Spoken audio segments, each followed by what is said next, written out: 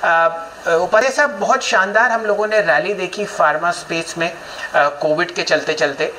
कई stocks large cap space में double होते हुए दिखे, मंझले छोटे स्टॉक्स फार्मास्यूटिकल स्पेस में उन्होंने मल्टी कैप रिटर्न्स दिए हैं। ये बताइए, यहाँ पर भी आपका रुझान सीमित है दो स्टॉक्स पर, और पहला कैडिला एक्चुअली 20वें नंबर पर है और ल्यूपिन उससे नीचे। कुछ ऐसी चीज जो हम लोग मिस कर गए हो फार्मा स्पेस में, जो आपको दिखती हो और उस वजह से आप इस सेक्टर से परे हैं? देखिए, फार्मा में हमारा अंडरवेट पोजीशन ही है मोस्टली। बाकी कोटक म्यूचुअल फंड की अगर पोर्टफोलियोज को भी देखते हैं तो स्टॉक स्पेसिफिक पोजीशंस ही हैं, और इस फंड में भी हमने वही कंटिन्यू किया है। स्टॉक परफॉर्मेंस देखेंगे तो बहुत ज़बरदस्त आया है लास्ट 6 महीने के हिसाब से, लेकिन हमें लगता है कि वैल्यूएशंस आज के दिन में एक्सपेंसिव है। और अगर आप आज के पोर्टफोलियो देखेंगे तो हमें तो यही देखना है कि आगे के 6 महीने और आगे के 1 साल, आगे के 3 साल में कौन से स्टॉक में आज के दिन के रिस्क के हिसाब से ज़्यादा पैसा बन सकता है। तो हमें लगता है कि कुछ जो साइक्लिकल सेक्टर्स हैं, जो डोमेस्टिक साइक्लिकल सेक्टर्स हैं, उसमें जैसे जैसे कोविड का केसेस कम होंगे, जैसे जैसे रिकवरी का साइंस इम्प्रूवमेंट दिखेंगे, तो वहाँ पे ज़्यादा परफॉर्मेंस आने का संभावना है, क्योंकि यहाँ पे वैल्यूएशंस बहुत। वीडियो में आगे बढ़ने से पहले डिस्क्रिप्शन बॉक्स में जो लिंक दिया गया है वहाँ पे क्लिक करके इंडिया के नंबर 1 ब्रोकरेज हाउस जीरोडा के साथ जुड़िए, जहाँ पे आपका ब्रोकरेज 0 लगेगा, और अगर लगेगा तो वो भी सिर्फ 20 रुपये इंटरडे ट्रेडिंग के लिए। तो सस्ते हो गए लास्ट 3-6 महीने में, जैसे मार्केट नीचे आया था, तो उस हिसाब से हमारा ज़्यादा टिल्ट आज के दिन में पोर्टफोलियो में साइक्लिकल पॉकेट्स पे है, जिसमें आपने एक बताया फाइनेंशियल्स, सिमिलरली इंडस्ट्रियल, सीमेंट, यही सब सेक्टर्स हैं जो इकोनॉमी से बहुत क्लोजली जुड़े रहते हैं, और जैसे जैसे इकोनॉमी रिकवर होगा वहाँ पे ज़्यादा अपटर्न हमको दिखने का संभावना है। जी उपाध्याय साहब, आपने इकोनॉमी से क्लोजनेस की बात जताई और उन सेक्टर्स में आप निवेशित हैं जहां पर बहुत अच्छा आपको रुझान आता हुआ दिखता है सेल्स और खासकर बॉटम लाइन में। सीमेंट की चर्चा करते हैं, आपका एक्सपोजर ज़्यादातर लार्ज कैप स्पेस में ही है। श्री सीमेंट है, अल्ट्राटेक सीमेंट है, रैमको सीमेंट्स आप में निवेशित हैं।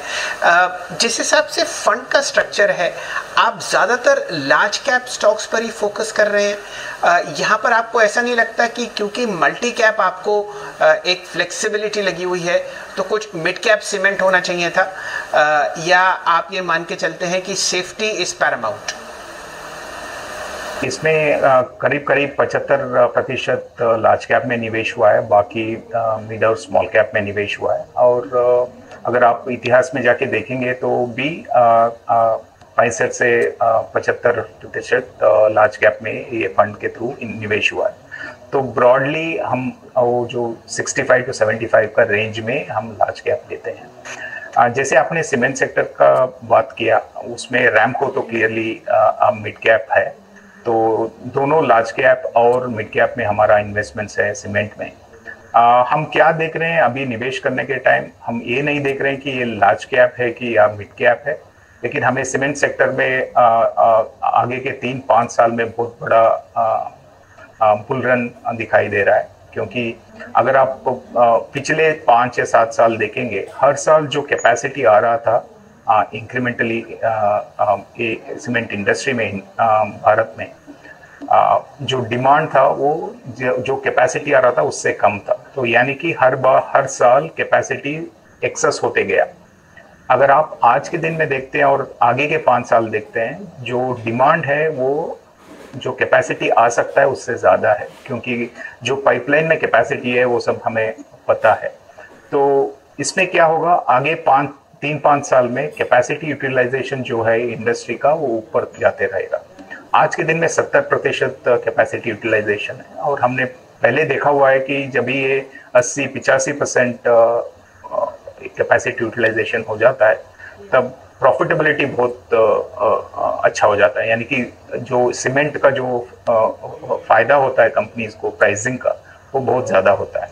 और दूसरा चीज़ जो याद रखने वाला है कि पुराने साइकिल में, मतलब अगर आप 10 साल पहले जाएंगे, जो 4 बड़े प्लेयर्स थे सीमेंट क्षेत्र में, उनका कैपेसिटी करीब करीब 30% था टोटल में।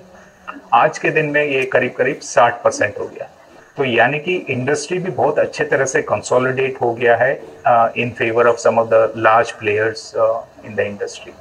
तो ये सब देखते हुए जैसे ही हम कोविड का एडवर्स इम्पैक्ट से बाहर आएंगे, और as it is cement sector पे इतना बहुत एडवर्स इम्पैक्ट नहीं हुआ है, क्योंकि जो ग्रामीण क्षेत्र है वहाँ पे कंस्ट्रक्शन अभी भी चल रहा है, वहाँ पे कोई कोविड का इतना ज़्यादा दुष्परिणाम नहीं हुआ था।